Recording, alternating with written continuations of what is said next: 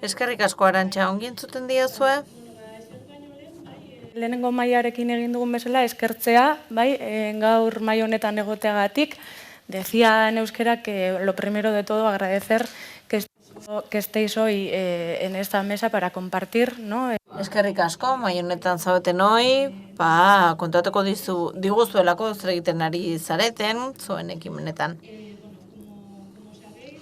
Eta, dakizuen bezala, horreta jartzen dugu aurrera eramaten ari diren ekimenetan, EAeko ekimenak dira, eta guziek bakardadari heltzen diote. Eta gurekin ditugu, 3. sektoreko erakundeetan lan egiten duten pertsonak, esperientzia horiek ordezkatzen dituztenak, eta esperientzia horietako asko gainera bultzatzen dituzte, toki erakundeek esan den bezala, eta gehienen aplikazioa toki mailakoa da, horren ondorioz. Lehen mailarekin egin den bezala, bai, alde batetik bai da, aurkezpen txiki bat egin ondoren, bai, esperientzia bakoitzarena, batez ere, bai, esperientzia hauetatik datozen ikasketena hitz egitea, bai, alde batetik arrakasta faktoreak, baita ere, ez, identifikatutako zailtasunak, bai, eta, etorkizunera begira edo, zer neurri izango lirateken garrantzitsuak. Decía en euskera que como la primera mesa, el objetivo de esta es, tras una breve presentación... Helburua, esan dudan bezala, bada, batez ere ikustea zer ikasi den, ekimen horietako bakoitzetik, zer arrakasta faktore dauden, zer zailtasun dauden, egunerokoan, eta zer neurri posible egon daitezken etorkizunera begira. Bueno, asko gaude mai honetan, zer moduz moldatzen garen denborarekin. Beraz, handik hasiko gara, bai?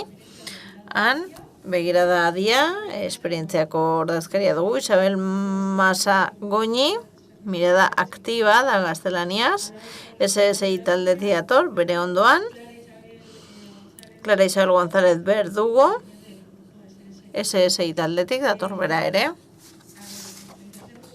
Hirugarrenik, teknoadinekoren izenean, Andoni Zulaikarriaga daukagu. Bera da hemen ikusten dugun gizon bakarra, momentuz behintzat, hemen dagoen bakarra. Eta Bogan kooperatiba taldearen ordezkari gisa dator. Agian zuk ere esango duzu, baina Zabaldu, Zaintzari eta Irunek eratzen dute. Laugarrenik, Bakardadeak eskolaren ordezkari gisa, lehen Patrizia pixka bat azaldu digu, gurekin dugu Beatriz Jimenez González, bera dator Irude Social Movementetik, eta laugarrenik, gurekin dugu Zilarrezko Aria, ekimena, urte asko daramatzate lanean, eta gurekin dugu Enara Solabarria Moreno nagusilanetik. Eta amaitzeko, nagusi agendatik, dugu Beatriz Gázquez Delgado, beste Beatriz bezala, bi Beatrizak Irude Social Movementetik datoz. Beraz, beti bezala, denboraz nahiko larri gabiltza, beraz, labur-labur azaldu, zertan den zuen esperientzia, nola sortu zen, noiz, nori zuzendeta dagoen, zein den lurralde irismina, eta zeintzut diren, oinarrizkona diren helburuak. Isabel, aurrera. Bueno, proiektuak ibilbide luzea du, 2013an sortu zen, eta Bilboko udalarekin batera sortu zen adinekoen bakardadeari eta euskortasunari eusteko. Eta garai hartan antena sozialen sare bat sortu zen, adinekoen elkarte horiek egiten zuten antena lan hori eta lagundu ziguten identifikatzen egoera horretan zeuden adinekoak. Eta hasiera batean egin genuen etxera sartzeko kanpaina, esan genion kanpaina bat. Atez-ate, jartzen ginen harremanetan, bakarrik zeuden pertsona horiekin, berein beharrak detektatzeko eta zeuden zerbitzuen berri emateko. Lehenengo kanpaina hori 2017an egin zen, eta horren ondoren hasi ziren nagusi kafe guneak, kafea hartzeko gune horiek, ikusi genuen bakardade, isolamendu, hauskortasun egoeran zeuden pertsona asko identifikatuta genituela, baina erantzuna behar zituztela. Eta horrela sortu genituen harremanetarako gune horiek, pertsona horientzat, pixkanaka hasi ginen aurrena 3 barrutitan, gero pixkanaka gehiago sortu genituen, eta gaur egun 11 oinarrizko unitate ditugu 8 barrutitan. Eta 2020tik aurrera, pandemiaren ondorioz eta abarra isialdirako eta kulturako irteera horiek sortu ziren, zegoen jende atera nahi zuena, kultur jarduerak egiteko eta topaketetan parte hartzeko eta abarra, eta horiek sortu genituen, barruti ezberdinetako pertsonak harremanetan jartzeko, eta horrela, bestelako aisialdi aukera batzuk eskaini genizkien. Eta horrez gain, abian jarri zen partaidetza komunitarioko zerbitzua, eta bertan konektorearen irudi hori sortu zen, bai? Eta zerbitzu honekin, hasiera batean, esku hartze bat egin nahi da, noski, pertsona horientzat, eta eskatzen du banako lana, taldeko lana eta komunitateko lana. 3 ikuspegi horiek uztartzen ditu. Eta berrikusten ari gara ere, irudi hori. Eusko Jaurlaritzaren laguntzarekin ari gara. Eta jatorriko zerbitzu horren elementuak baliatuz egin nahiko genuke. Barakaldora, Gasteizera eta Laudiora ere iritsi nahi dugu. Edatu nahi dugu gure ekintza eremua.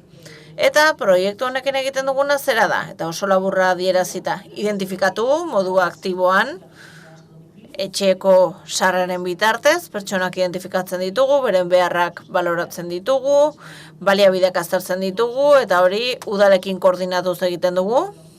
Bilbon astero egoten gara, Barakaldon 15 egunean behin, eta dinamika udal bakoitzarekin ezartzen dugu. Encontramos personas en situación de riesgo de desprotección, etcétera, pues también tiene que haber un canal.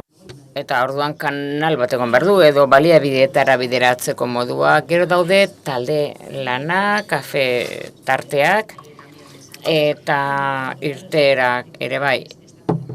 Un par de días al domicilio, a la semana, un par de horas, perdón. Eta intensitatearen arabera, normalean 2 ordu izaten da, eta birkonektatu horretan. La población, digamos, más cercana del entorno, con el vecindario, con el comercio. Merkataritzarekin eta baita ere zerbitzuetan begirada aktiboa dauden horietan. Eta gero beste alde batetik monitorizazio bat egiten da pertsona horien guztien inguruan. Eta gero komunitatearekin lan egiten da pertsona horiek integratu ditzaten, ere bai.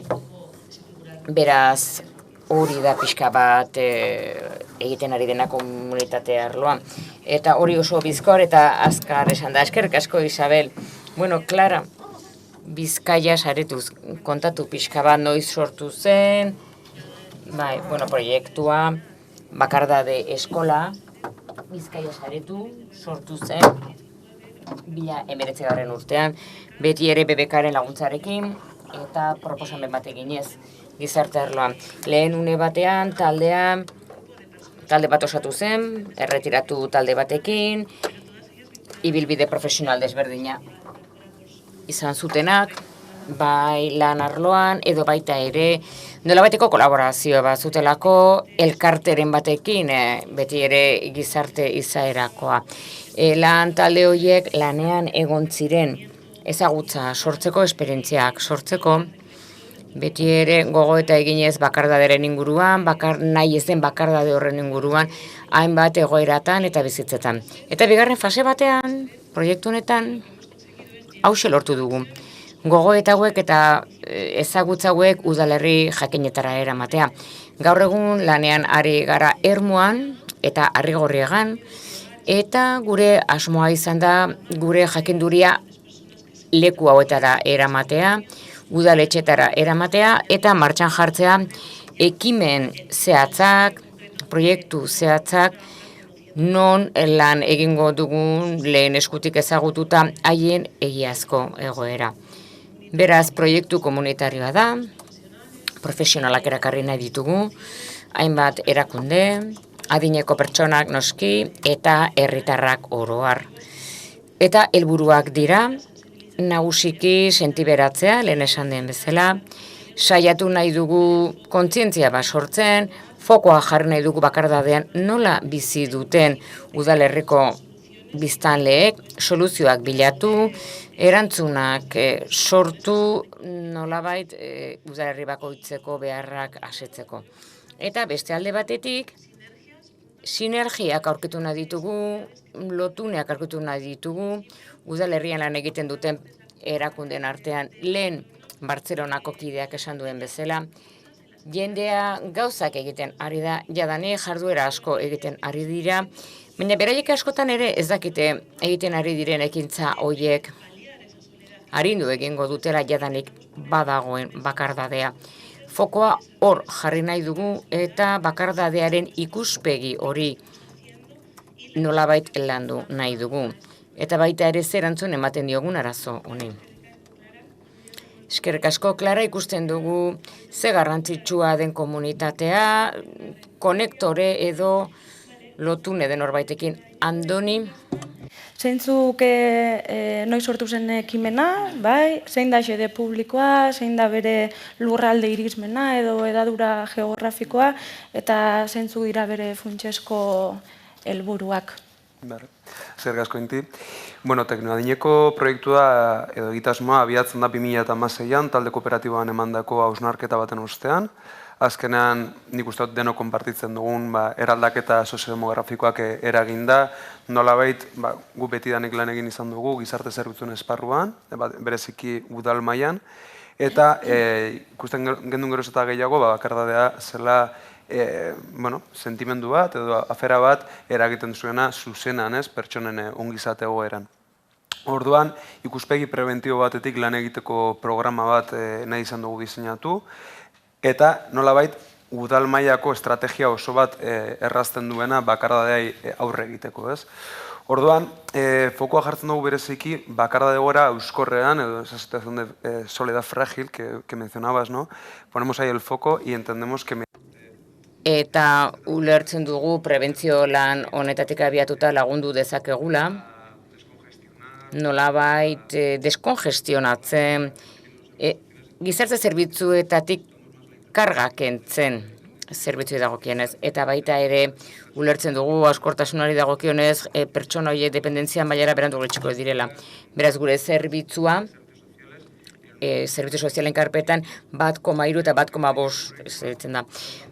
Azkenan, aipatu da moduan, estrategia oso bat plantatzen du, eta 3 lan lerro nagusi dauzka, ez? Alde batetik dago teknologia, bakarda egoera euskor horien detekzioan, zailkapenean eta monitorizazioan laguntzen duena, bigarrenik dago aktibazio komunitarioan lan lerroa, eta 3. Gu betidanik egin duguna, ez dela eskuartze soziala edo akonpainamendua. Orduan, azkar-azkar saiatuko naz azaltzen lan lerro bakoitza nola garatzen den, ez? Lehenik eta behin egiten duguna da erakunde publikoari, kasu honetan udalari, informazio sistema batekin dotatu, hau da, gizarte zerbitzuetan instalatzen den informazio sistema bat da, teknologia bat da, eta erabiltzen duena da gaur egun dauden datu base ezberdinak, ez? Hau da, errolda, katastroa, gizarte zerbitzutako datu base ezberdinak, lanbideko informazioa, porque ja, informazio guzti horrekin, eta nolabait indikadoren bateria batekin guruzatuta, lortzen duguna da, egita predetekzio hori bakardade egoerena. Nolabait aurre hartzeko, ikuspegi preventibo batetik hurbildu ahal izateko pertsona horien gana, ez? Behin ja detektatuta eta paraleloki, komunitatea sentsibilizatuz, aktibatuz, hor bilatzen dugu baita bolondrezare bat artikulatzea, gero bakarda egoera fragil hauen aurrean, eskuartze profesionala eta komunitateko bolondrezen apoioa edo akonpainamendu hori uztartzea. Ez guk ulertzen dugu azkenan bakardadeai ezin dotzegula eskuartze profesional hutsetik erantzun. Ez dugu nahi eskuartze asistentzial bat, non gur biltzen garen pertsonaren gana, eta maten diogun akonpainamendu bat, baina ez puntual, instrumental, y que pueda crear dependencia, incluso. Orduan, etengabe, pertsonari akonpainamendu horren bitartez, gure profesionalen akonpainamenduan bitartez, nolabait pertsonari eskua eman, bere autonomia garatu, eta bere komunitatean, bere bizitza garatzea nahi duen moduan, ez? Orduan, nik plantatuko neuken hitza da un acompañamiento empoderante, no?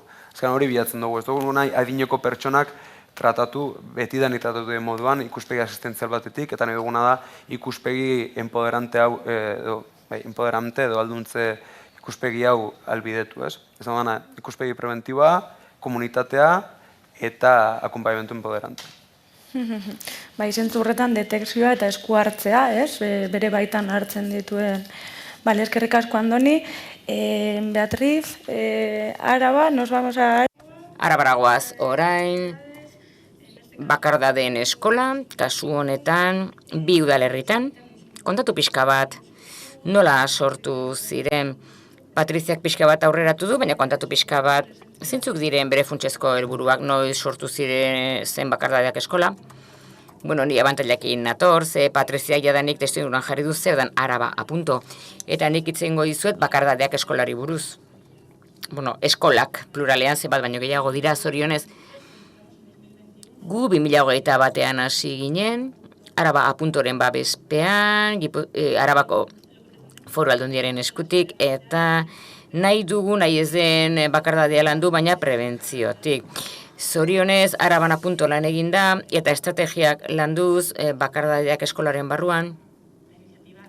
Hori da interbentzio modurik zuzenena. Beraz gu hasi ginen, helburu oso argiekin, 4 foko nagusiekin, denok ezagutuko zuen bakardadea. Bakardadea, uste genuen horretan esku hartu egin behar zela, prebentziotik, detekziotik eta sentiberatzetik. Beraz, lehen foro bat deitu genuen, erakundeak deitu genituen, bakardade egoera lan egiten dutenak hain zuzen, eta Araba apunto hasi zen lehen foroa antolatzen, hortik aterzen talde motorra eta gero kontatu digun guztia Patriziak. Eta hor ikusi genuen, benetan gure esku zegoena hauxe zela. Gure eskalan, noski, ze gizarte zerbitzu integratuetan esku hartze ikaragarri handia duzue. Eta guk esan duzun bezala, jakin genuen non izan gintezken erabilgarri. Eskein dezakegun benetan utxunea dagoen horretan. Beraz, asko oinarritzen gara prebentzioan.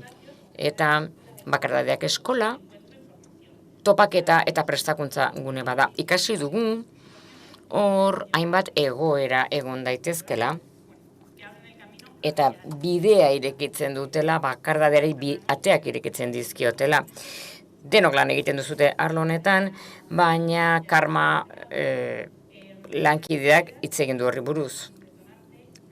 Galerak, pertsonen galerak, detonante bat izaten dira normalean. Barkatu. Bai, orain, oso belarri txikiak ditut. Pertsonak galtzen ditugunean, normalean hor eragin egiten da. Adibidez, adineko pertsonengan ere aldaketa fisikoak, zure saretik banantzen zaituzte, paseoak ematen zen dituen, eta horren ezin duzu, kriston arazoa bihurtzen da, isolatu aurkitzen duzu zure burua. Hau da, edo oso irekiak ez diren pertsonak, oso nortasun irekia ez duten pertsonek sufritzen dute askotan. Beraz, hauek bali badira faktoreak lan egin dezagun gaitasunetan, tresnetan, eta horrela prebenitu egingo dugu. Horixe egiten dugu bakardadeak eskolan. Prestatu egiten gara, ikasten dugu gaitasun hauen inguruan, adibidez aberastasun pertsonala, emozioak antzerkitik, lotxa galtzea, komunitatearekin bat egitea, eta ahaztu gabe, eskolaren barruan komunitatearekin ere bat egin behar dugula. Ni, beraz, hor nago konektatzeko lan horretan, ni naiz, Laudion komunitatea lotzen ditunak bakardadeak eskolan, lotzea Laudion gertatzen den guztiarekin. Eta hemen dugu beste ehungile komunitarioa, bastidakoa hemen dago, estitxu, eta horixe da egiten duguna, eta naiz gehiago enrollatuko, tarte hauzteko hurrengoari. Eskerrik asko. EAE mailan aplikatzen diren esperientzietara, orduan hasiko gara hilo de plata edo zilarrezko ariarekin, bai? Enara, konta iguzu pixkat urte desentera daramatzazue, baina, Sí, explicar que el... Azaldu, zilarrezko aria, telefono bidezko akonpainamendua egiten diogu adineko pertsonei, bakarrik dauden adineko pertsonei. Akonpainamendu proiektu hau nagusilanen barruan sortu zen. Hau da, ezaugarri nagusietako bada, abian jarri zutela adineko pertsone, 2000 urtean zen nagusilan, 1985 hasi zen. Garai hartan, adineko pertsona talde batek hitz egin zuten babes gabetasun sozialaz, bakarrik sentitzen ziren, ez zukaten familiarik eta esku hartze bat egin nahi zuten voluntarioetzatik eta pertsona hauei lagundu. Eta lehen urte horietan, hauxe identifikatu zuten bere esperientzia. Ez zegoela bakardadea egoitzetan, baizik eta baita ere aurreratu egiten zela, etxeetan ere bakardadea zegoela, ze egoitzetara joaten ziren basare gutxien zutenak, familia ez zutenak egoitzetara joten ziren. Baina hori zabaltzen ari zen etxeetan, eta hori gertatzen ari da urteen poderioz. Guk adineko pertsona hauen gana nola sartu ginen etxe horietan, nola hasi ginen pertsona hauei laguntzen, eta okurritu zitzaien 2000 urtean akonpainamendu telefono bidezko akonpainamendu bat egitea.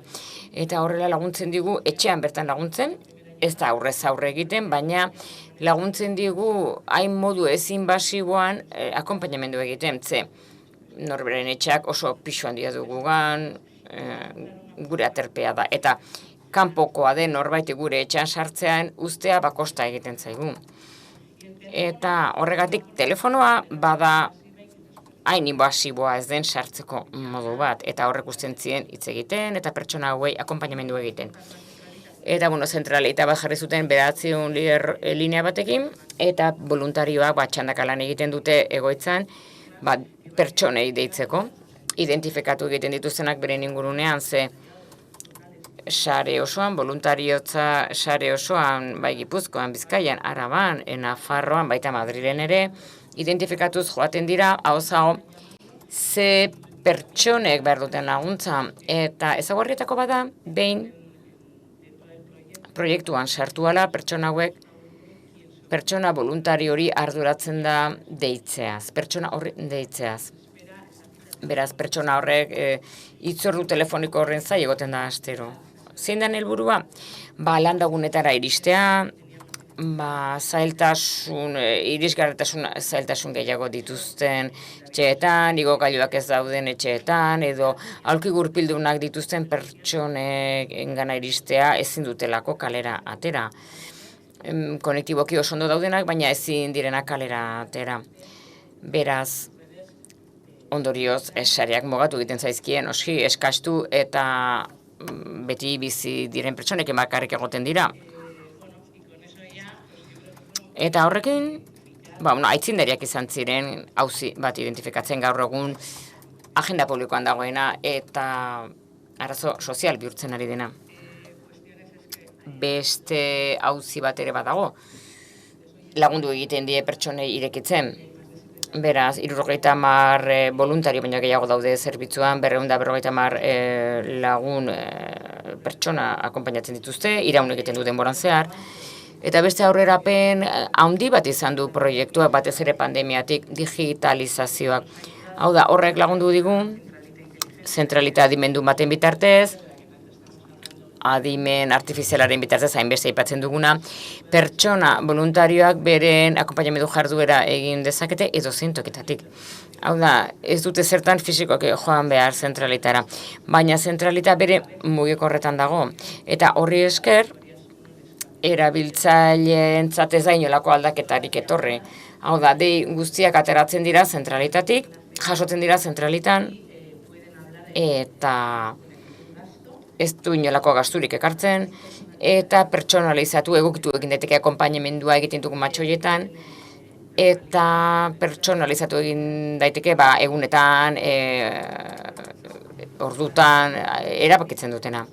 Zerbitzu osorako badugu bai pertsona profesional bat lagundu egiten duna bi pertsonak lotzen, konexio handia duten pertsonak lotzen, zaletasun berdina dituzelako, edo leku berean bizi delako, eta akonpainamendu egiten da voluntariotzatik, eta helburua da eguneroko bizitza hitz egitea, entzutea, sentitzea. Hau da, ez dugu baloriek ematen galtzen dugun arte, ez? Eta, hau da, adibidez goiko auzokoak egiten duen zarata. Edo adibidez, ze astuna den ere alaba, edo nere aizpa, edo nere ez dakit, familiako kideren bat, ez etela jasaten entortzen denean. Erreferentziazko pertsona bat galtzen dugunean, hain garrantzitsuak direnak eguneroko bizitzean, hau da, bakardadea areagotu egiten denean, eta beraz, akonpainamendu honekin nahi dugu adineko pertsonak, bizi ziklo berean daudenak, edo esperientzia bereak bizi izan dituztenak, batak besteai laguntzea. Eta etxean gelditzen diren pertsona horiek ezin dutelako baliezintasunen bategatik kalera atera, izan ezaten referentziazko pertsona bat. Eta klik bat egitea. Eta pertsona hauek duten inpaktua, ze argi dago aurrez aurrekoa harago iristen dela. Baina, nahiz eta elkarrizketa horri hainbesteko garrantzirik ez eman, eguneroko egunean eta egiten dugun inpaktu analisian erabiltzaileen artean zilarzko ariaren barruan.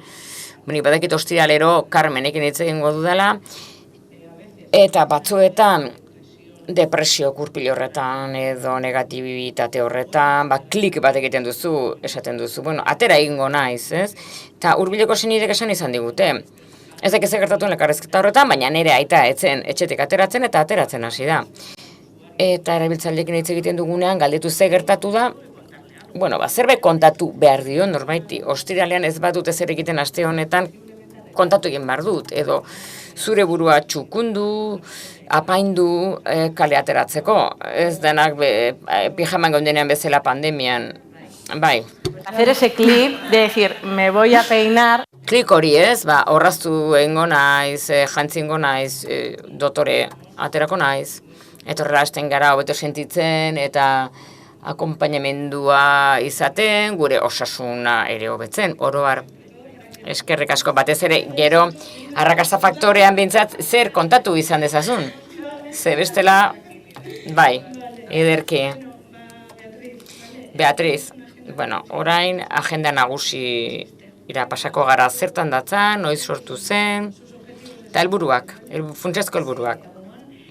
Egunon, agenda nagusi 2019an hasi zen, aldez aurreko prozesu bat izan genuen 16-17 bitartean, eta 19 aurrea politika sozialen saila etorri zen, eta ekimen bat jarri zuen martxan, gobernantza lantzeko adineko pertsonekin. Eta horrek modelo eredu publiko sozial jakin batek harri zuen adineko pertsonekin. Honek behar bat erantzutera zetorren. Hau da, arduradun publikoek gero eta erabaki gehiago eta komplikatuagoak hartu behar dituzte oso bizkor gainera. Eta beharrezkoa ikusten genuen, herritarrak ere bertan sartzea eta adineko pertsonak beren ezagutza eta esperientzia ekartzeko hartzen diren erabakiak askoz ere errealagoak izan daitezen eta erabaki hobeak. Hori zen behar bat. Baina gero, adineko pertsonek ere erreklamatu egiten zuten presentzia handiagoan izan nahi zutela bizitza publikoan. Ondo esan duzun bezala, ez zuten bakarrik arreta xede izan nahi, baizik eta subjektu aktibo beren arazoak definitzean. Eta batez ere ekimenak proposatzerakoan. Hemen oso kasu zehaz bat egon da. Nola sortu zen adinekoen mugimendua. Eta gero ere, interesantea zen, espazioak sortzea, topaketa espazioak, konfiantza sortzeko eta eragiteko publiko eta arlo pribatuetan. Desafekzio politiko handia ikusten gendun, ustelkeria urte asko pasatuak ziren, eta horrek espazioak sortzera ekarri bertzuen, konfiantza sortzeko gardentasuna, eta nolabeteko itzulkin bat, jendeak ikusten duenean parte hartzen duela, hor badagoela itzulkin bat, ongizate sozialean eta bizitza hobetzean. Urte hauetan zehar, lehen urtean, agenda nagusi honetan sartu zena izan zen, adineko pertsonak sartzeaz gain, sartu genuen ideia. Nola hobetu dezakegu laguntzen eta zaintzen duten pertsonen bizi kalitatea. Ze gero horrela estrategia bat sortu zuen zaintzailei begira etxeetan. Baina batez ere, horretarako erabili zituen jadanik hainbat eragilek egindako ekarpenak. Agenda nagusin parte hartu zutenak. Bigarren urtean, 2020an, erabaki zen, agenda sartu bertzen gaia izan zela nola borrokatu nahi ez den bakardadea.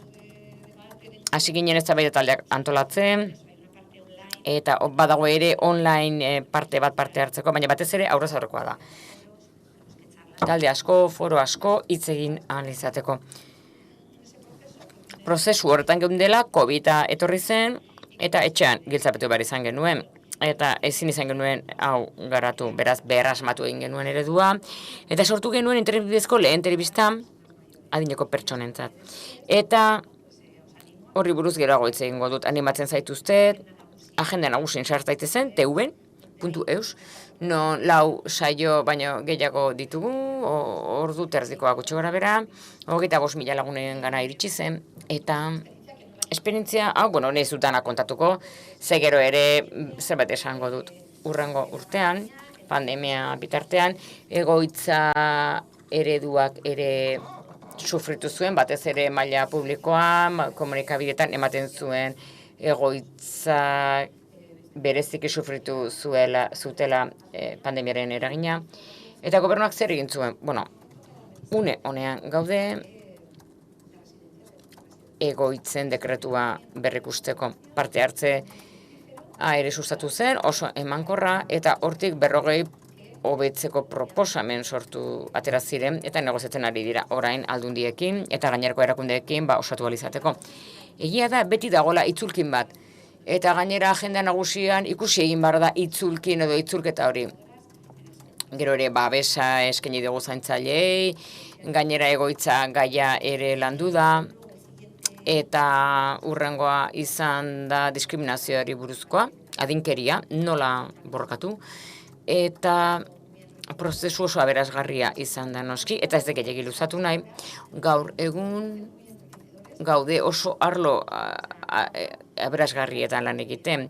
Zahartzaro berria, bizia luzatze berri hau, eta zer aldatu behar dugu, baldin badakigu gehiago biziko garela, txiklea ez da bakarrik luzatzen, baizik eta luzatzen da bizi osoan zehar. Hor gaude, mapa berrien bila, nola irudikatuko dugun etorkizun on hori eraikitzen hasteko gaurtik aurrera. Gai hauek guztiak, bakardadeak denak hartu ditu, zaintzaileak hor daude, baita ere estereotipoak, kaltea eta ze eragin duen bakardadea saltzeko orduan, eta udal mailan batez ere.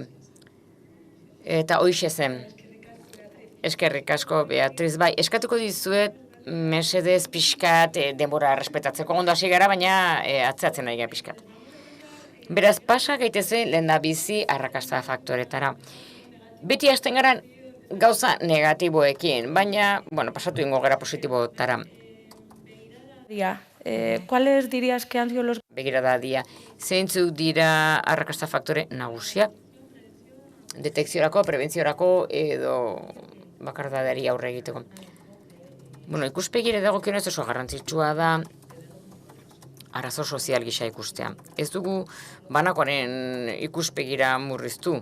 Behar dugu ikitu soziala eman behar diogu, ikuspegi soziala eman behar diogu, arazo soziala delako.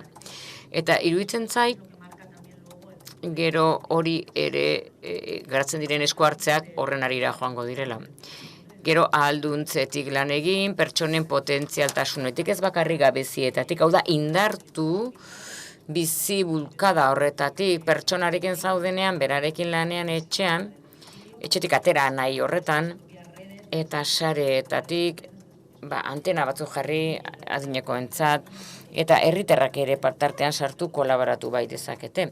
Arazo soziala da beraz, eta potentzialtasun bat du, denok egin dezakegulako zerbait. Identifikazioari dagokionez, nik esango nuke proaktibitatea dela nagusi. Hau da, atezate joatea, eta gero ja muak daude noski zailtasuna kontatuko ditugu. Baina Hau da, iritsi, atea jo, etxeko atea jo eta identifikatu bakardadea. Eta gaina identifikazio horrek eragiten du antena sare batzuk atea jotzen diozunari pertsona bati, nik esan dezake, nik hau ez dut ikusten, edo balorazio bat egiten duzu, baina egian esango dizute, badakit behar bada auzokoak beharko lukela horrelako zerbitzu bat. Beraz, horrek sare eta korapiloak sortzen dituzte, eta identifikatuz goaz horrela. Gero, interbentzioaren parte batean, behar dugu aitzakia gisa. Erraza da pertsona bati esatea, digitalizazio tailer bat egitea, edo zen jarduera bat egitea, baina esaten dioen pertsona oso kontzienten da, gonbidatu egiten duela, espazio horiek behar dituelako, eta atera behar duelako, beraz espazio horiek berak balio dute beste pertsona batzuk erakartzeko, adinekoak, eta gainera hurbilekoak eta errazak izan daitezen. Hau da, gero badakigu ez dela erraza abizenak esatea, baina errazagoa da gonbidatzea. Beraz, identifikazio parte hori landuzkeo asko aurreratu dezakegu, baina zailtasun asko egoten dire. Eta esku hartzeari dagokionez 3 mailatan lan egin. Hau da, banaka, etxean sartuz, baina pertsona ateraz etxetik, gaitasunetatik lan eginez, eta gero fokoa jartzen dugu ez bakarrik gaitasunak lantzean eta parte hartzean bakarrik, baita ere babes hornikuntza horretan, ze gaitasunak galduz, goaz, eta behar duzu sare soziala babes hori eukitzeko. Bera, sare sozial hori izatea, sustatzea, ez dadin izan bakarrik da alaba, seme alaba badaukazu, zorioneko zu, baina baditeke inorrez izatea, edo bikotekiderik ez izatea. Beraz, printzipioz, alik eta aberatsena izan behar du, eta hor dago ere implikazio hori. Identifikatzea ze pertsonak ingurun horretan lagundu dezake gauza simple batzuk eginez, edo gauza oso kompleksuagoak eginez. Beraz, gauza ez da bakarri zaintzea gaixore zaudenean. Edo kudeaketa bat egin, edo kaleratera, bankuetxera joan, elementu garrantzitsua da, eta baita ere indartu nahi dugu komunitatearekin lan egitea. Que tú acompañes esa... Zuk lagundu diezaiokezulako, baina beste parteak ez badu jaso nahi, hori zaila da, ezinezkoa ia. Beraz, horra hasten gara, eta baita ere sentsibilizazioarekin txikia, baina arrakastatxoa iruditzen zait. Eta, gero, monitorizatuta edukitzea biztanleria. Bai, azkenean, Bilboko kasuan, 5.000 kontaktu saiakera egin ziren, 4.200 eta piko, 2022an aurrekoan 1.000, aurten ere batzuk izan ditugu, beraz, ari gara, Barakaldon ere 1.000 eta pikotik gabiltza, beraz, ari gara eta saiakera horietan ikusten duzu, nola dauden pertsona horiek. Eta gainera, beste espazio batzuetan ere badituzunez, lor dezakezu, nola baiten gantxatzea, ez da? Eta kasu batzutan gertatzen dena da, badakitela, ez da? Kafe dutela, egun horretan, beste kasu batzuetan, agian ez dira tortzen, baina beste batzuetan izultzen dira, ez? Beraz, hor dago hori. Bueno, pues yo diría que factores de éxito... arrakasta faktorei dagokienez, oroar, badago bakardearekiko interes hori, eta esku artean izan dezakegun hori, ez? Badago herritarren aldetik, kontzientziazio handiagoa, eta baita ere sentsibilizazioan laguntzen du, ez da, bide komunitario horrek. Eta hor pandemiak lagundu du, guztioi lagundu dugu pentsatzen bakardadearen inguruan, pentsatzen zer gaitasun dugun bakardare aurre egiteko, eta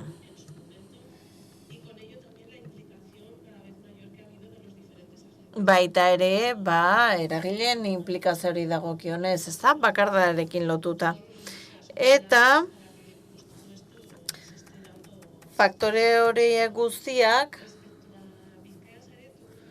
badago, ez, zeregina. Eta gure kasuan ikusi dugu, badaudela hainbat faktore, garrantzitsuak izan direnak. Udalerriengana gerturatzea, eta jada martxan zauden lekuetara gerturatzea, ezta? Badakite ez dela ezinbestekoa, azken batean gerturatu egin behar gara, interesa duten horiengana, eta guretzat hori abantaila bat izan da. Jada martxan zauden taldeekin hasi garelako, eta horret denbora asko aurrezten dizu hasieran, ezta? Eta kasu askotan, hori esan bezala, jada udalerrian zebiltzan lanean, eta egin genuen izan zen, bakardare heldu ez, eta horrek lagundu digu gure zereginean. Eta adibidez, Ermuako taldearen kasuan, borondatezkoa dira. Adeineko hori, voluntarioak dira.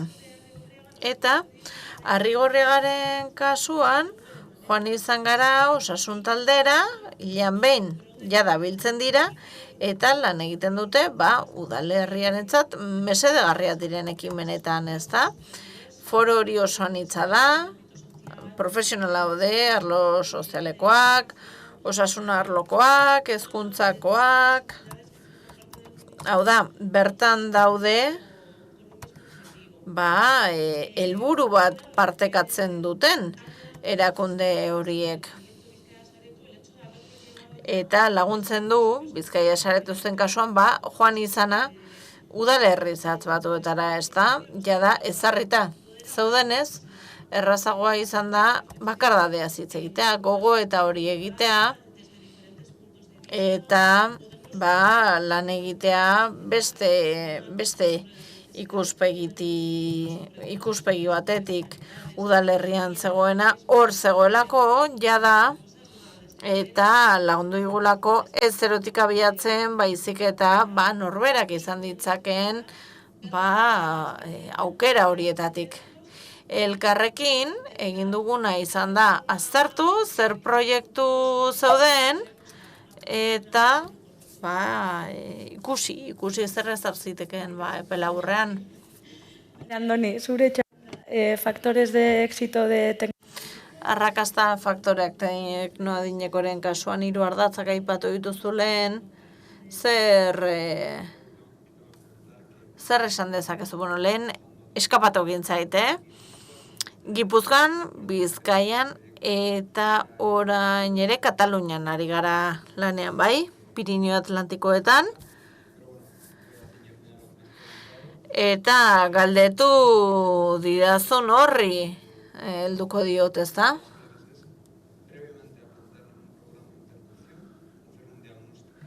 Beraz, badaukagu batetik, diagnostiko zorrotz bat egiteko behar hori. Ikuspegia antropologiko batetik, ezta? Jakiteko nolakoa den idiosinkrasia udalerri bakoitzan, udalerri bakoitzan mundua delako. Eta herri txikietara baldin bagoaz, pentsa, ezta? Beraz, diagnostikoen helburua da eragilea sentsibilizatzea, baita ere zerbitzuen arduradunak sentsibilizatzea, esku hartzen dutenak sentsibilizatzea, komunitatean ezagutzera ematea, bestela ekimenek ez dutelako arrakastarik hori da gakoetako bat, horrez gain, teknologia eta tresna eskaintzea, aurre detekzio hori egin ahal izateko, ezta? Baliabideak erabiltzea edo ongi erabili izateko informazioa behar duzulako, ezta? Eta hor, administrazio publikoak teknologia eskuratzen badute, profil potentzialak prestatu ahal izango dituzte. Eta kontua izango litzateke, eskuartzerako moduak ezartzea, ezta? Eta hori egin daiteke noski toki mailan edo banakako mailan, baina baita ere badaukagu taldean egin daitekena, pertsonalizatua dagoena. Kasu askotan ere ikusten dugulako pertsonatzu bakarrik ez dutela parte hartu nahi, ez? Baina jende gehiago baldin badago, ados egoten direla. Eta baita ere dinamika komunitarioak sortzea, errutina batzuk sortzea, adibidez, topaketa bat egitea ostegunero azokara joateko, edo kafe bat hartzeko Itxaspiko tabernan, edo, ez, azken batean, erranin adibidez, zer ari gara egiten, udaleko jarduera horietan, prebentzioekin lotuta, egitea ekimenak, taldeko paseo horiek, eta jada prebentziotik egiten ari direnak. De la mano de la comunidad. Eta, beti, komunitatean dagoenarekin, lan egitea, ez da? Lehen aipatu da, komunitatea aktibatu behar dela, sareak egondu behar direla, voluntarioen sarea behar direla, eta hor, hainbat voluntarion mota daude, ez da, hainbat profil auzo zain esaten diegu, eta batzu badirela pertsonalak, ez da? Badaude dinamizatzaileak, eta badaude ere profesionalak. Las personas son personas que se quieren comprometer. Azkarra saltzen saiatuko naiz. Badaude pertsona baten jarraipen horretan, esku hartu nahi duten pertsonak, eta gu badaukagu aplikazio bat, jakinarazpen batzu dituena, alerta sistema bat duena. Eta egiten dena da, akonpainamendu bat, etorkizunean saiestu ahal izateko, zerbitzu, esan dezagun, behar larriagoak bultzatuta beste zerbitzu batzu behar izatea, ez da? Aurre hartzen ari gara azken batean. Eta baita ere, elkarrekikotasun konpromiso bat bilatzen dugu. Eta bilatzen duguna da, eskua askatu ahala, pixkanaka, bultzatzea, ulertza beherakadak egon daitezkela, ez da? Eta une horietan ere laguntza beharko duela, eta hor voluntarioak ikusten badu, nora ezean dagoela, edo dagoela depresio zantzuekin, orduan ere, konektatu alizatea, ez da? Eta zerbitzu sozialei berri eman alizatea, egoeraren aldaketa horretaz. Beraz, hor, aipatu dudan informazio sistema horrek, ere, behar du komunitatearen ekarpen hori. Eta voluntarioz gain profesionaletaren amaituko dut. Profesionalei dagokienez ezinbestekoa da. Kasu bakoitzean, haiek egotea, lotura hori egin ahal izateko, baina baita ere osasun zerbitzuak, baita ere udaleko beste zerbitzuak, memoria tailerrak, adibidez, horien arteko lotura bat egotea, ez da? Eta ulertza ere voluntario batzuek agian ez dutela nahi zaintzan parte hartu, baina prest daudela komunitateko jarduera batzuk dinamizatzeko. Beraz, hori ere interesgarria, ez da? Baudelako konpromiso modalitateak, azkenean jendearen eskura jartzen ditugu, eta hor utziko dut, Gogotxo garatu zara, zer gehiago esateko. Bueno. Ya, como ha pasado en la primera...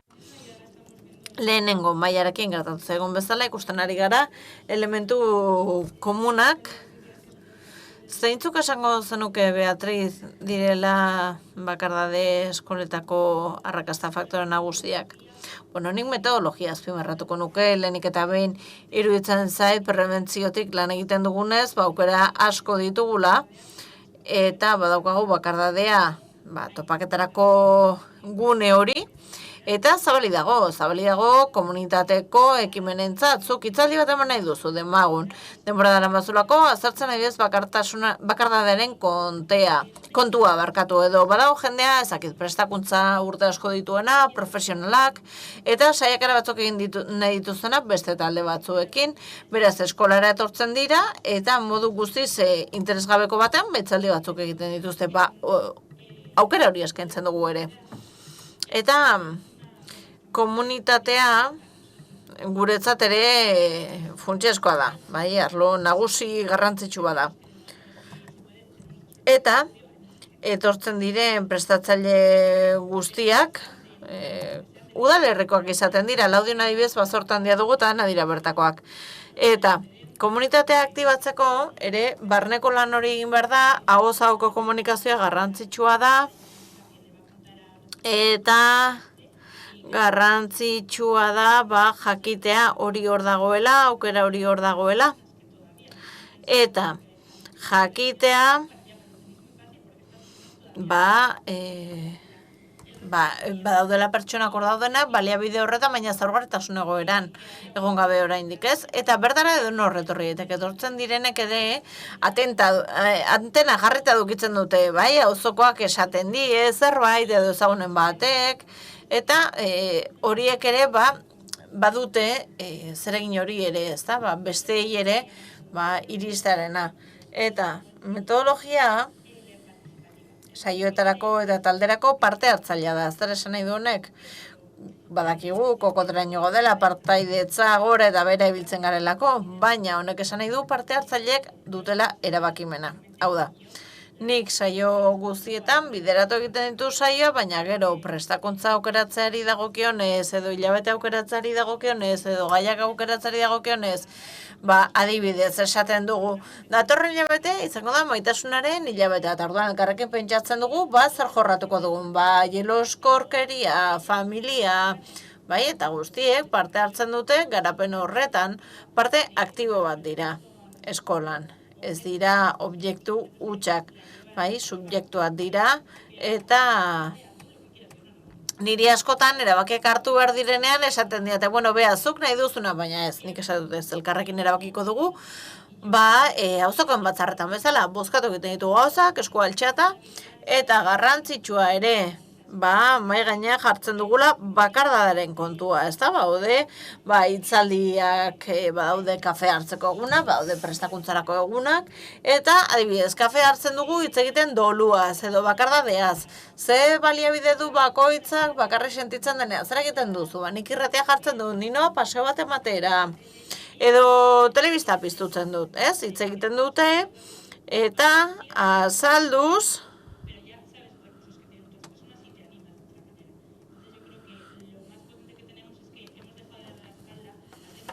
iruditzen zait gai askotan, ez diogula, bizkarra eman diogula nola baitez, bakardadaren kasuan arazoa egiturazkoa da, beraz.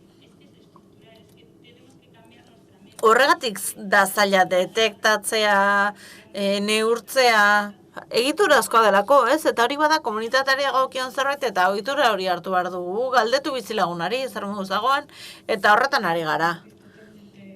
Eskerrik asko Beatriz guztiz, ados esan duzunarekin. Lara? Bale, lehen aurreratu diguzu kontu batzuk, baina nagusiki, ez, zuretzat, hiru edo lau esango bazen dituzke, zentzuk izan dira arrakasta faktore hori. Yo creo que los principales factores de...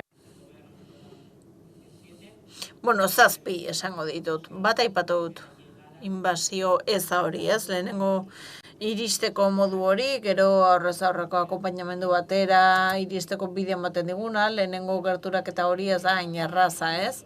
Eta baita ere adibidez beste aldean dagoen pertsona hori, telefonaren beste aldean dagoen pertsona horren artean eta zure artean distantzia bat egoteak aukera ematen du, bagien gehiago, barrenak lasaiago gustutzeko, ez? Eta horrek ere noski errazo egiten du, akompainamendua, egoera batzuk oso zaila dira, emozionalki oso gorrat dira, eta distantzia bat egoteak lagundu egiten du, ez?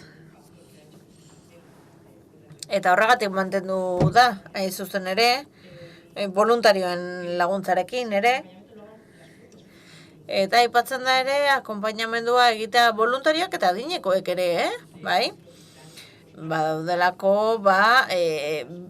beste pertsona horien antzekoagoa izan daiteken egoera batean, ez? Gertutasun handiagoa dago, eta batzuetan nahiago dute, harreman horizontal bat, eta kontatu, beraien egoera antzeko baten egon daitekenari, profesionalari kontatu beharrean.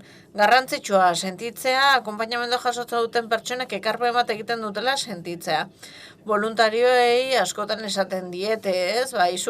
Izugarri ikasten ari naiz, hau dela eta, beste dela eta horrela sentitzen dute, entzun egiten dituztela, aintzat hartzen dituztela, eta balioan jartzen da, azken batean, pertsona horrek eman dezakena, eta gure kanpainetako bada zuzen ere hori, ez? Balioan jartzea eman dezaketen guztia, ez da?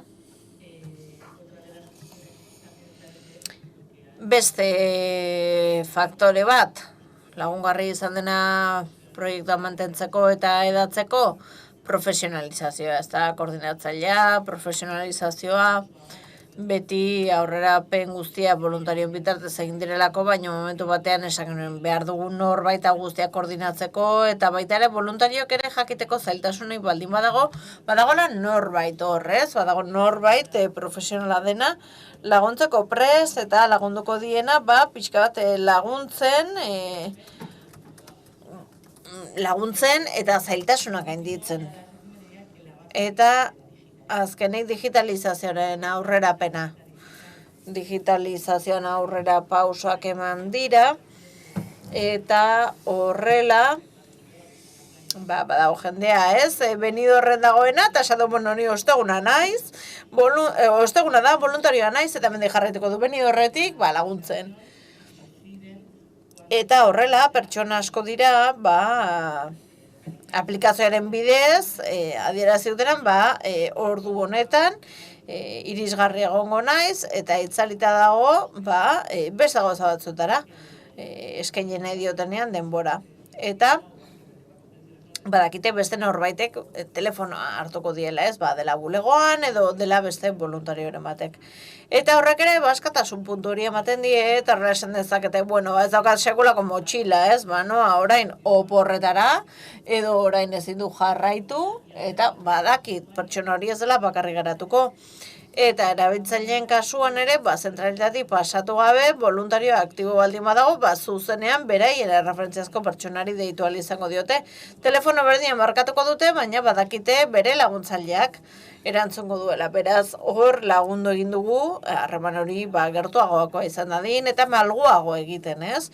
Pertsonen beharretara egokituz. Bai erabiltzaileen, bai voluntarioen beharretara egokituz.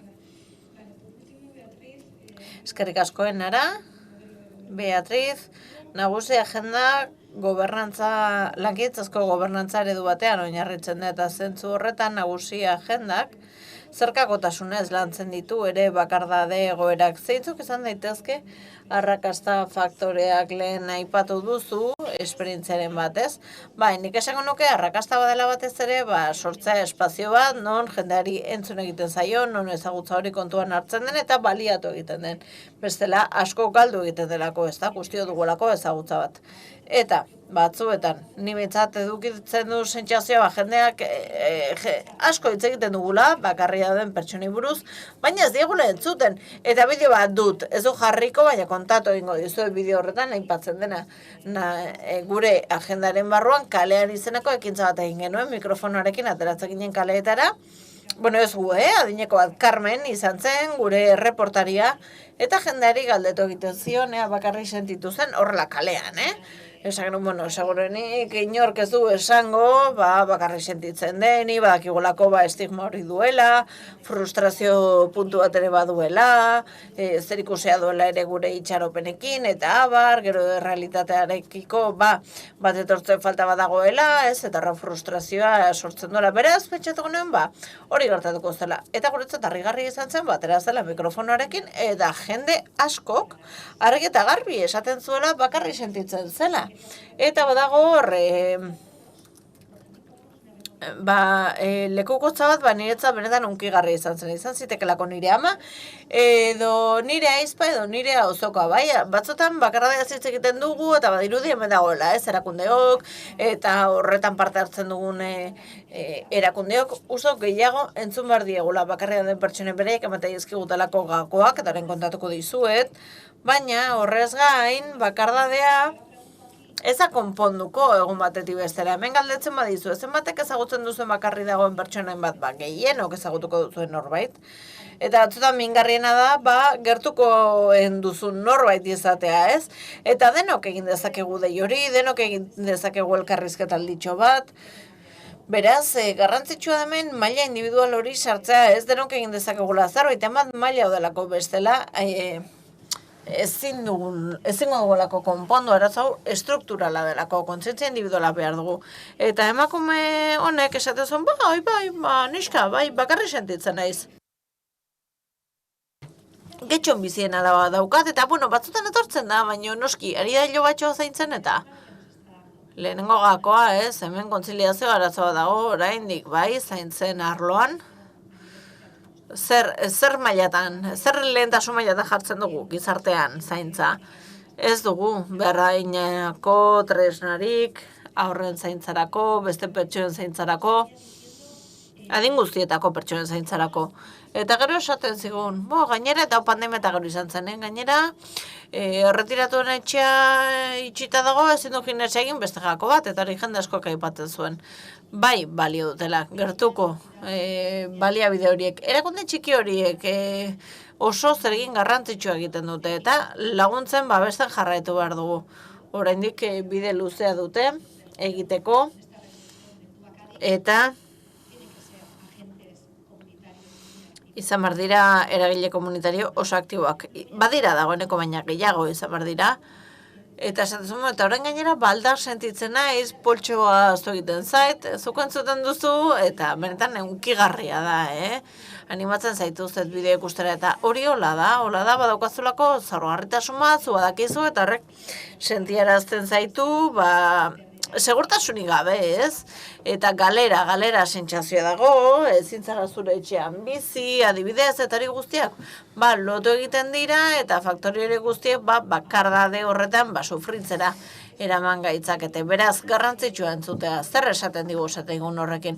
Ez du gehiagin luzatu nahi, baina, bai ematen zizkigula gako batzuk, adibidez, garrantzitsua ere gertuko zerbitzu hori, bakarri biziren pertsonen kasuan ere, ez dela goza bera, hau bakarri bizitzen, 160 Gipuzkoako adin berriren bakardadeaken azterlanen arabera, bakarri biziren 160 bakarri sentitzen da, beraz, hor badugu nondik tiratu ere, esaten zuen, nik egiten duena nahi duena da, ez dakit banko baten eixe eta ea pixka parlatzeko aukera daukadan. Horrela esaten zuen, ez, parlatu. Ea konfiantzazko norbait ateratzen den, ez da? Eta ea detekzioan pixka bat, ulertzen dugun dena dakigula, ez? Non dagoen norbait bakarrik sentitzen dena. Eskerrik asko, Beatriz, eskerrik asko, ere emakumerren bideo horretan esaten duena dirazagatik naiz eta ez duzun aukera izan bideoa jartzako. Bueno, demoraz kilikolo gabiltza, beraz. Ongi iruditzen bazaizue. 3. galderari helduz. Hitz egin dugu, zailtasunei buruz, bakarda hiltzeko orduan dauden zailtasunei buruz, eta baita ere, etorkizuneko erronkei buruz, zer neurri dauden. Eta, ondo iruditzen bazaizue, bigaldera horiek uztartuko ditugu, eta labur, mesez, denbora gutxi dugulako, 2 zailtasun edo 3 zailtasun nagusia aipatu, eta bizpairu proposamen ere eskatuko dizuet. Alik eta laburren, mesedez, eta gero denbora ematen badigu, pixka bat baikorri izan da, egingo genuke galderaren bat, agian ikuste galderaren bat izango dut eta. Ongiru ditzen zaizue, ados? Vamos con la tercera ronda. A ver, muy rápido. Vale. Creo que muchas cosas ya han salido. Quizás diría... Bai, oso azkar, iruditzen zelako gauza asko jada esan direla.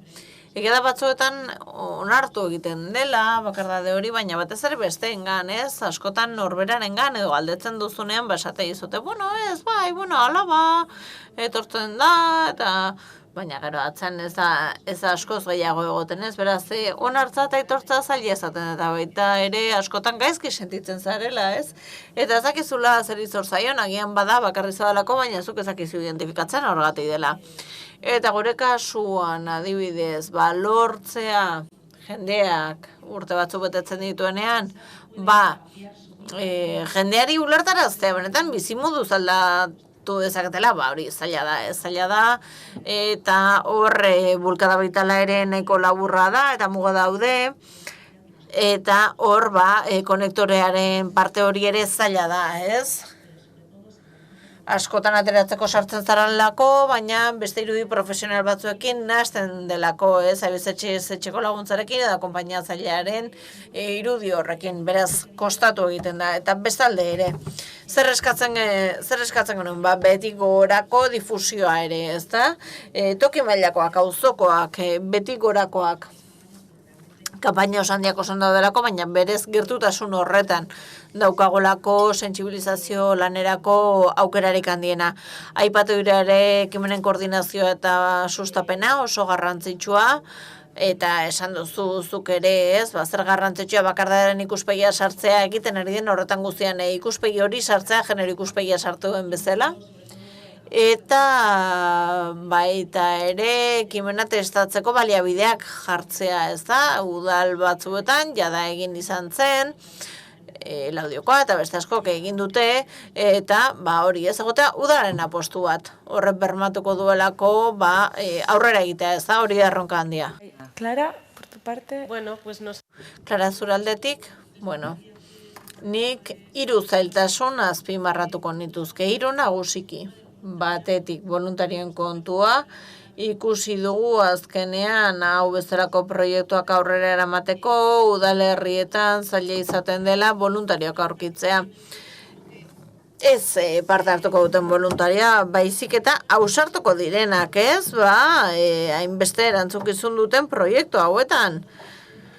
Eta kontuan izana, pertsona askoren gana izten direla, oso sentikortasun handiko gaia dela, eta horrela, emakume horiei, pertsona horiei laguntzea, voluntari horiei laguntzea, ez da delako behartuta, eta denbora muga bat egoteak, askotan zaildu egin dezake, besteari lekuko ematearen, hori kate bat sortzea zaila izan daitekez, hor erakundeek agian lagundu dezakete, ez daitezen ideia horiek galdu.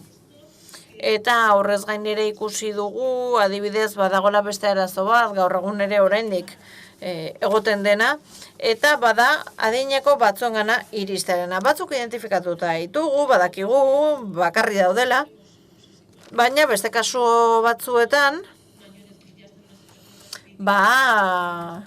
ikusten dugu, ez baudela adinekoa, arazo funtzionala dituztenak, ez direnak etxetik ateratzen, eta hor, baude muturreko gara batzuk, zailtasun handikoak, ez, eta hor zaila da, eta ziurgabetasun handia egoten da, aiei iristeko moduari dagokionez. Beste zailtasun handi bat, Bizkaia Saretuzeko prebentzio eskolan ikusi genuen zerbait. Ideia oso ona zen, baina egia da, gero udalerrietara iritsi ginenean, eskatu zigutena izan zen, konpontzea udalerrian zituzten arazoa, prebentzio oso ondo, baina nik baditut pertsona batzuk identifikatuta, baditut arazo batzuk konpondu behar ditudanak, eta gune duguna da zuek guri laguntzea, pertsona horien gana iristen. Pensando un poco en esos retos. Eta azkenean etorkizuneko erronka horiei helduta, nik uste dut oso gauza garrantzitsua dela sentiberatzean lan egitea. Gogoeta espazioak partekatzea, lan espazioak partekatzea, belaunaldi desberdinen artean, erakunde desberdinen artean, leku askotan egiten ari diren bezala, eta gainera ikuspegia hau txertatu alizateko, bakardadearen ikuspegia eta etorkizunera ere begiratzea. Hau da, guk ezin dugu proiektu batekin, joan muga batekin, denbora muga batekin, proiektu preventibo bat egingo dugu esate baterako hori, ez da erreala. Hau da, proiektu preventiboa da lankideak esan duen bezala, izan behar du denboran zehar lantzen den zerbait, oso goiz-goizetik lantzen den zerbait, eta jutzen joango dena ekimen guztietan barrena, aurrera egiten diren ekintza guztietan, eta sentimendu komuna izan dadin. Hau da, batez ere ekimen horietan lan egitea, etorkizunari begira, non denok eskutik helduko garen eta komunitatea sortuko dugun. Eskerrik asko, Clara. La dificultades remarcaría dos por... Zailtasunak 2 aipatuko nituzke. Batzuk endu dizkidazue, orduan ez ditut errepikatuko. Lehenengoa izango litzateke, batez ere, bakardade egoeran pertsonekin bat egitea oso egoera delikatuan daudenak, eta onartzen ez dutenak, sartzen da dilema etikoa. Su intimidad, pero a la vez... Errespetatu egin behar baita intimitatea, baina nola egin dezakegu ze bentamaдаkigu pertsona hori egoera auskor batean dagoela. Eta honekin lotuko nuke, erronketako bat, aspaldidanik daukagun erronka hau da. Kolaborazio esparru bat, legala, koordinazio albidetuko duena, osasun sistemaren artean eta zerbitzu sozialen sistemaren artean, etengabe gertatzen den zerbait da. 2 horiek azpimarratuko nituzke, hau da, lotu pertsonak eta gero esku hartzea abordaje hori eta intimitatea errespetatzea. Erronkei dagokienez, azpimarratuko nuke kideak esan duena, pilotaje eta proiektu zehatzetatik pasa egiazko politiketara jadanik zorroan ditugunak eta denboran zehar luzatuko direnak. Eta bestalde, uste dut beharrezkoa dela prebentzio programa gehiago. Ze beti gaude azkenean, zerbitzu soziala funtzionatu duten bezala, beti ere ikuspegi erreaktibo bat gehiago erabiltzen da prebentzioa, baino gehiago beraz horregatik aipatzen dut teknologia lagundu ezagukela egoerei aurrea hartzen. Baina zerbitzu sozialak ere nahiko lan badute hauskortasun edo mendekotasun pertsonai laguntzen. Ere atera da zeharkakotasuna behar dela sail guztien artean, eragile erakundeen artean, bakardade arloan, eta hori ere esan du lankideak. Denak gara aldaketa eragileak, denok eskein dezakegu zerbait bakardade arloan, eta hor konpromiso individualak ere hartu behar dugu, eta predikatzeari utzi pixka bat nik uste dut bestalde garrantzitsua dela ere lankidetza pribatu publikoa, komunitarioa bultzatzea. Azken batean, bisagarrak era komunitatearen eta administrazio publikoaren artean, eta hor uste dut gobernantzako kolaboratiboa, nik uste dut hor jarraitu beharreko lerroa hor dagoela. Eta azkenean esango nuke, azken erronka beti azkenekoa dena, ebaluazioarena dela. Hau da, ea uste dugun zerbitzu mota hauek nahi badugu, pilotaje puntualak izateari ustea eta egiturazkoak bihurtzea gure erantzukizuna da ere frogak ematea. Erakustea ze inpaktu eragiten duten, ze inpaktu osasunean eta pertsonen ongizatean eta horrela bilatu balorazio sistemiko bat erraztu egingo duena etengabeko hobekuntza hori. Bakardaderi aurre hartzeko. Eskerrik asko Andoni. Beatriz, gero eta zailagoa duzu, zuri parte okerrena tokatzen zaizu. Bueno, edo erresa. Bai, nire kasuan eskatu zen idan landagunean oinarritzeko eta horrela egin dut. Bai, interesgarria iruditzen zaigu. Hemen lurralde errealitatea kontutan hartuz, araba ere bai, pixka bat konektatu zailtasun horiek landagunean. Zentzuk dira erronkak zentzu horretan. Ze zailtasun zehatz egon daitezke landagunean. Bueno, lehenik eta behin, eta hau komuna da, denontzat, estigma hori bakardadean ikuste dut zailtasuna ditugula hor zaurgarriak detektatzeko. Maten duzen badela gure seme alabantzat, gure familiarentzat, niretzat hori da oztopa hondiena bakardadearekin lan egitea. Eta landagunean, lehen esan duzuna diagnostikoa, guretzat funtsezkoa da, ez daude bi udalerri berdin, ez daude bi pertsona berdin ere. Beraz, herrietan, udalerri txikietan pentsatu errazagoa dela hori lantzea, komunitatera bueltatu behar dugu bakardadea lantzeko. Askotan, estigma hori landagunean, oso asko ezagutzen dugunean elkarren artean, zaurgarri gisa gure burua identifikatzea oso zaila da. Jada ez da nire auzokoa badakit bere denak ezagutzen ditu nolan egiten duten, eta laguntzea zurrumurru izan daiteke berehala. Beraz, aitortzea, zaurgarritasuna eta xede gisa esamesen artean hortzaudela hori lerro fina da. Eta askotan etortzen dira banan-banan, pertsona etortzen da banan-banan, baina gero batzuk esaten dutena, bueno, sentitzen dut, baina eske belaunaldi artekoa da, 40ko eta 80ko urte pertsona daude. Amak baldin badaki berarekin eskolara juntzanarekin nagoela, baina ez da zer gertatzen, pixkanaka lortuz goaz, baina kontutan hartu behar da. Komunitateak ere bere gauzak ditu. Eta gero lurralde dispertsioa azkenean udalerri txikiak dira, eta zaila da garraio zerbitzu bat egotea dena konektatzeko. Arabako udalerri askotan ez daukate autobus zerbitzurik. Eta beraz, hori eragozpen bada. Badira udalerri oso txikiak, jende gutxi dutenak, baina ezin ditugu ahaztu.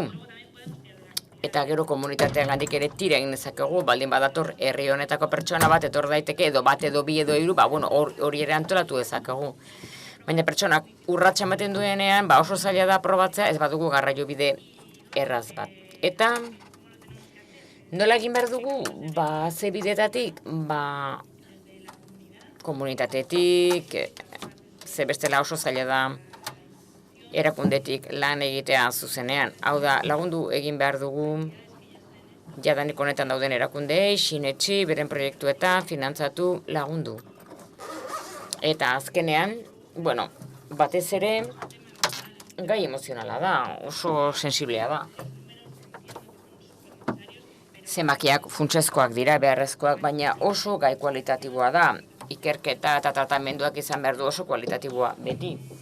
Eta ez dute zeraztu nahi, barkatu, erronketan, ez dakit pasatzen zaizuen, baina gai emozionala denez, publiko maskulinoaren gana iristeko, kriston arazoa daukat.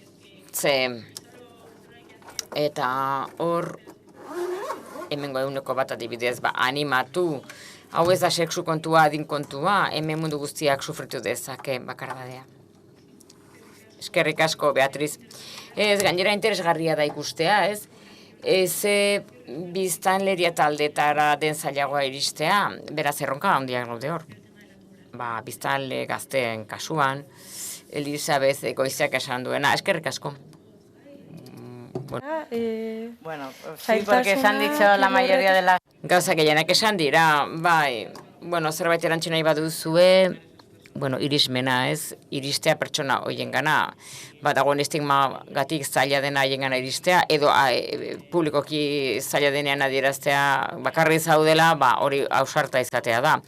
Hau da, baliabide bati deitzea zaila da.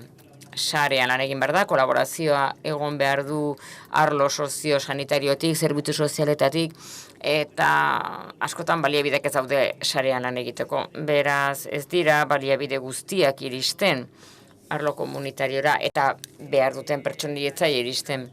Zailtasuna hori da estrategia bilatzea, gero gainera finantzaketa proiektu hauetan. Ze saltzen duguna, gero gai merkantilitera ematea, denbora da, entzutea, tradizioz deitu izan duguna, denbora galtzea. Hau da, hitz egin dezagun mugari gabe edo zein gairi buruz. Eta hori ikustea zerbait erabilgarri gisa. Hau da, pertsona hori ez dadin beste baliabide batera joan. Ze beti esan da, etortzen da, ze badakigu minduela, ez badauka belauneko minik raro izango litzake, 80 urterekin. Beraz, baliabide bada hitz egiteko, norbetek entzun dezan zer ari den bizitzen bere egunerokotasunean. Beraz, hor, finantzaketa, erakunde txikiei, eta erronka gisak, arlo komunitarioa, garrantzia ematea, benetan garrantzia duenari, eta ekimen sozial guztiak babestea, laguntzea, komunitatetik, betik, hau da, jendeak gogoa duelako gauzak egiteko, eta erraz jarri behar dizkiogu gauzak. Administraziotik, erakundetatik, erakunde pribatuetatik ere bai, dena alik eta gehien erraztea, eta ekimen hori baliatzea pertsonei laguntzeko. Eta errepasatu egingo du bazpareia zerbait aztu zaidan. Esa es la clave. Y luego sí que... Eta gero, sentiberatzea, pedagogia soziala, aldaketa sozialak hor daude. Eta sakabanatuta geografikoki. Eta mizu helarazi behar da. Pertsona guztiak pasatuko gara bakardade une batzuetatik gure bizitza osoan. Eta seguruenez, zenbat eta urte gehiago izan, orduan eta bakarrago. Beraz, komunitariotik banakoen gandik, zaindu egin beharko dugu, landu egin beharko ditugu gure gizarte harreman sozialak. Eta familiatik harago joan beharko dugu, bilatu beharko ditugu erreferenteak eta komunitatea landu gure burua benetan zailtasunen erdian ez aurkitzeko, pandemia adibidez iristen denean, edo gaixotasun bat dugunean esate baterako. Eta hau da, pentsatzea nire babesak egon daitezkela familiatik kanpo edo tradizionalki ulertu dugun ingurune hurbil horretatik, nik uste dut hori funtsezkoa dela, badaude beste gune batzuk. prebentzio gisa. Dieta zaintzen dugun bezala eta alderdi fisiko zaintzen dugun bezala, beste alderdi batzuk ere zain ditzakegu, zaindu eta landu beharko ditugunak etorkizunean. Ver con lo de desmontar. Hau da, diskurtso estigmatizatzaile horiek desmuntatzea esan nahi duzu, ezta? Bai. Eta zeharkakotasunez, Beatrezek ondo esan duen bezala, denok identifikatzen dugu, adibidez, lagun batek, 58 urte, 2 kuadrilla, 2 herritan ama, eta, bueno, 3 egun egon naiz etxean, eta ez dut nire ahotsa entzun, hori ni atentzioa ditu zian, alerta guztia jozizkidaten. 3 egun etxean egotea, inorekin hitz egin gabe, hori gero elikatu egiten da nahi gabe, inertzietara garamatza, eta gero gertatzen dira egoerak izan ditezke karagarriak. Beraz, hor fokoa jarri berda denon artean. Eskerrik asko. Bale. Bueno, nik izenpetzen dut nire kidek esan duten guztia. Baina berriro esango dut gogo eta filosofikoago bat egin nahi nuke. Hau da, pandemiaren auzi hau asko zabalduko da. Ez daude nahi ainako baliabide ekonomikorik ez baldin badago kontzientzia aldaketarik nahi dugun etorkizunari buruz. Eta nola eraiki behar dugun hezkuntza noski, sentiberatzea, baina nora ezten ditugu gure seme alabak zaintzan. Gazteak eta aurrak alde batera uzten ditugu, zainduko ditut nik gurasoak. Hainbeste gauza aldatu behar dira, beraz animatzen zaituztet, agenda nagusi egingo duenez, hartzaroaren bizi luzapenaren mapa, animatzen zaituzte parte hartzera. Eskerrik asko, Beatriz. Quedan 5 minutos. 5 minutu ditugu, ez dakit norbaitek zerbait galderarik ote duen, edo esperientziaren baten berri eman nahi duen. Bai. Vale. Pues yo soy trabajadora social de... Ni gizarte langilea naiz, foru sarean, eta nire eguneroko lanean, egoera oso zehatz bat izaten dut. Hau da bakardade egoera batetik sortutakoa, edo babesrik ezatik sortua. Oraindik aurkitu ez dit soluzio egokirik aurkitu, arazonen aurrean, eta hauxe da. Hau da, ze egoera gertatzen den akonpainamendurik ez dagoenean medikuaren konsultara joaten garenean, badaket egoera oso zehatza dela. Baina askotan bileretan, koordinazio bileretan aipatu dudanean, sekula ez dugu aurkitzen erantzun egoki bat. Hau da, ase beteko gaituena, badakit, gertatzen dela, espazio sozio-sanitarioan, behar bada, badaudelako baliabideak, behar bada pertsona batek ibilbide bat egin dezakena konsultara bakarrik, laguntzarik gabe, baina gero agian erietxean edo delako zerbitzuan behar bada pertsonak egon barko lukete haiekin egoteko. Eta informazio guztiz sentibera da, sensiblea da, eskuartean egoten dena. Beraz, gustatuko litzaidake, ez dakit esperientziarik ote dagoen honen inguruan, zentzu honetan, eskerrik asko. Beatriz, ya que tus conclusiones han sido... Beatriz, zure ondorioak laburrak izan direnez, okurritzen ari zitzazian gauzak zukitzen ara. Nahiko ezagutzen dut Arabako egoitza sarea, gizarea sare berria, integratu egiten ditu familiak, senideak, profesionalak eta egoiliarrak.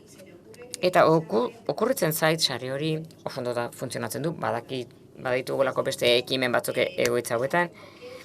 Sare hori, osare horretan, zergatikan familiako ez den norbetek zeratik ezin dio lagundu pertsona horri komunitatez hitz egiten dugunean eta banakoren erantzukizun hitz egiten dugunean, nik euki dezaket senide bat egoitza horretan, familiarteko bat, baina eskatzen badidate, ea lagundu dezaketan pertsona bat, baina horretarako lehendabizi komunitate bat sortu behar da egoitzaren barruan, non senideak ez diren izango beti etortzen direnak, edo mesedez ez galdetu niri.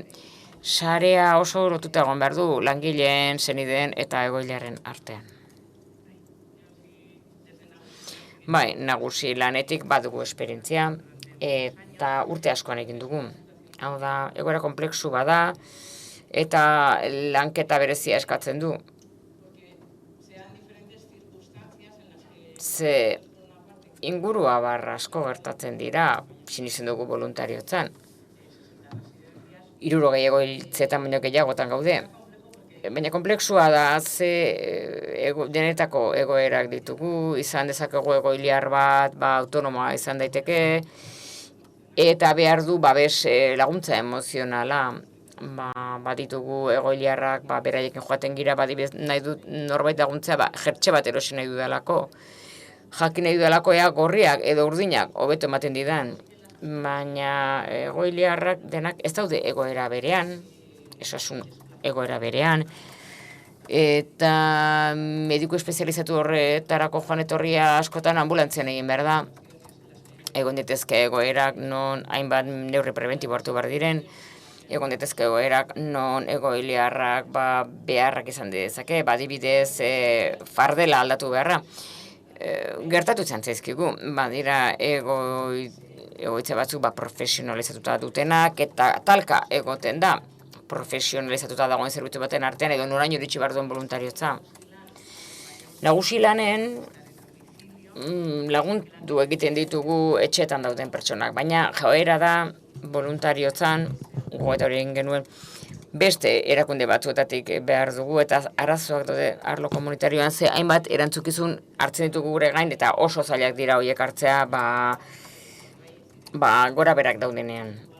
Ze behar bada prestakuntza zehatza eskatzen dio voluntarioari eta nor izan behar du kasu horretan arduradun.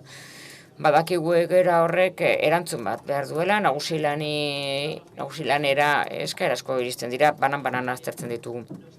Baina ez da bai da egunero daukagu noraino bai, noraino ez, noraino egon behar du baliabide publiko edo pribatu bat, nor hartu dezake bere gain pribatua, hori mahai gainean dago, eta uste dut erantzun bat behar duela alde guztietatik. Eta ikusi nola konpontzen dugun ze, beharra premia hor dago. Ez da gauza bera, mediku batera joatea eta informazioaren erantzunkizuna zure gain hartzea, gero hori helarazi egin behar da.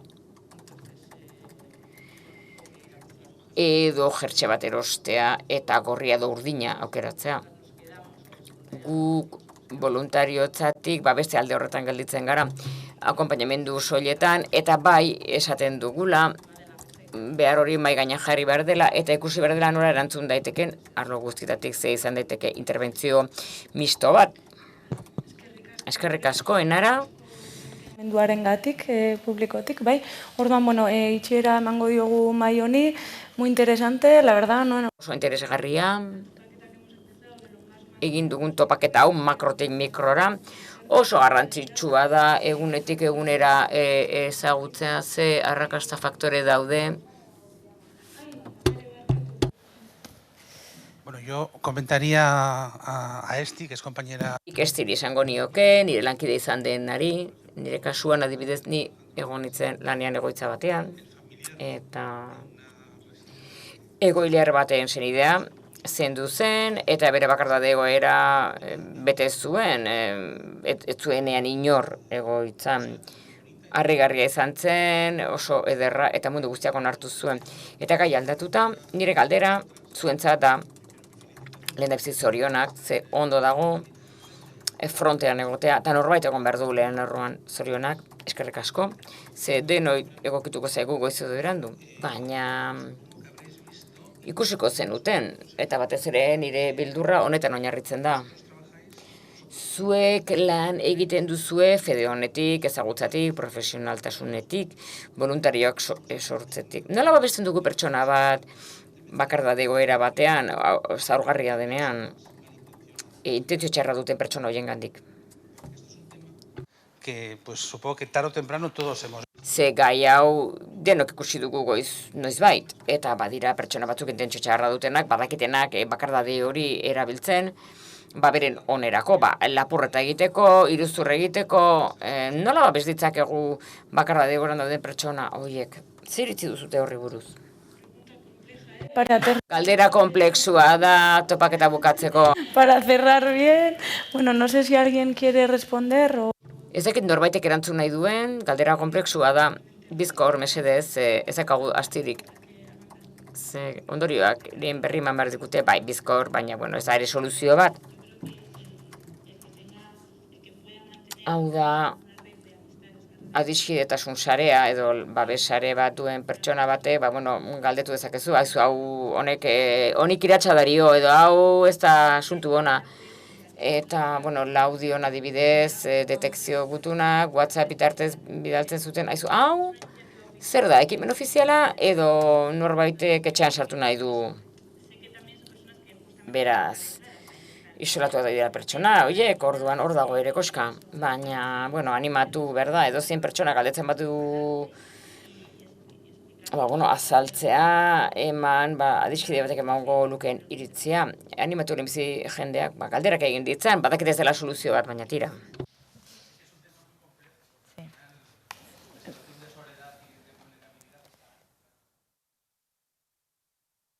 Barkatu baina ez dugu entzuten galdera. Mikrofonori gabe ari da. Markatu, sentitzen dugu ezin dugu itzuli. Proteger, ¿no? Nola babestu zaurgarritasun egoera hori. Hau da, pertsona bat zaurgarritasun egoeran daudean. Berbada nik ere, adibidez, ezin berbada ez dut ezagutzen, baina berbada zuek ezagutzen dituzue, ez?